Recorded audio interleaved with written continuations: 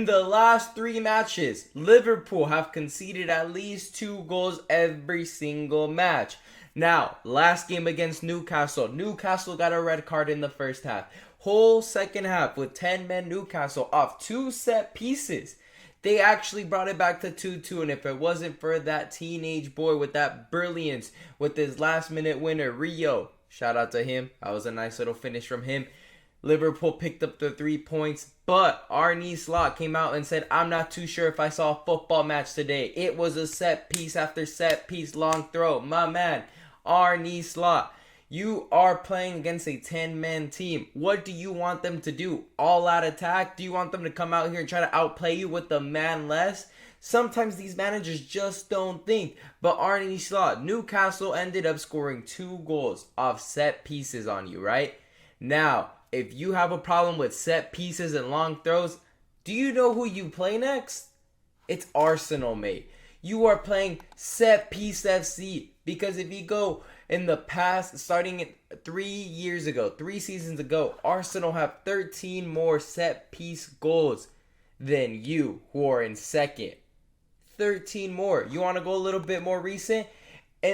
Since the start of last season, Arsenal have scored 31 set pieces goals, 11 more than any other club. Do you understand, Arnie, what you are about to endure? Arsenal have Ødegaard and Saka most likely not playing on, this weekend against you in Anfield, and they are still confident because they have watched you struggle on set pieces. They're looking at Kirkes and they're saying, ooh, Gabriel's gonna eat him up. Calafiori's going to eat him up. Timber, who just scored 2 goals off set pieces, is going to eat him up. Because if you just go from the start of this season, just to start, Arsenal have scored 6 goals. 6 goals. Do you want to know how many of them were in the run of play, which means not set pieces? 2, the Saka and Gyökeres goals. Everything else are set pieces. Timber scored 2 corners. You've got Gyökeres with the pen. Calafiori scored his corner. You are going to get absolutely bombarded with crosses, throw-ins, set pieces, mate. Prepare yourself, because Kirkes, defending these 6 options that Arsenal have, man. Big Gabi, we all know he's a threat. Saliba, threat. Timber, he's a threat. Calafiori, he's a threat. Declan Rice, ooh, you don't want to see that, man. Yo, you know who else? Gyökeres now.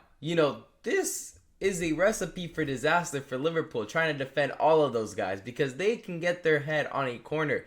And, honestly, it's really picking your poison here, because you put in Kirkes, he's going to be a liability at set pieces. Arsenal are going to get a ton of set pieces. You put in Robertson, even if it's Madueke, Martinelli, Trossard, Eze now, they are going to make that man wish he left the Premier League. They're going to cook that man. Robertson 4 years ago, okay, he'll hold his own. But now, mate, these 4 lads are going to turn and twist this man back to Scotland. And then no Frimpong. You're playing a center attacking mid right back. Oof. This is the first time Arsenal can comfortably go in confident into a game against Liverpool without 2 of their best players in Ødegaard and Saka. And you know why? Because they have defensive vulnerabilities against set pieces, against crosses, against dangerous play in the box. Liverpool are struggling. 10-man Newcastle got it done. 11-man Arsenal will do too. But anyways, make sure to leave a like and subscribe. Leave a comment down below. What do you think will be the end result for Liverpool-Arsenal? The first clash of the first and second place from last season. Personally, I'm going to go with an Arsenal 2-1 win.